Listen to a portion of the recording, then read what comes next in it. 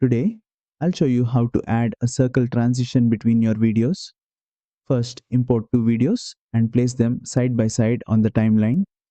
Between the clips, you'll notice a plus icon.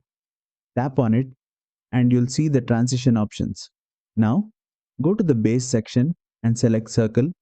This will apply the circle transition between your clips. You'll also notice a duration slider. Dragging it to the left will make the transition quicker, while dragging it to the right will make it slower.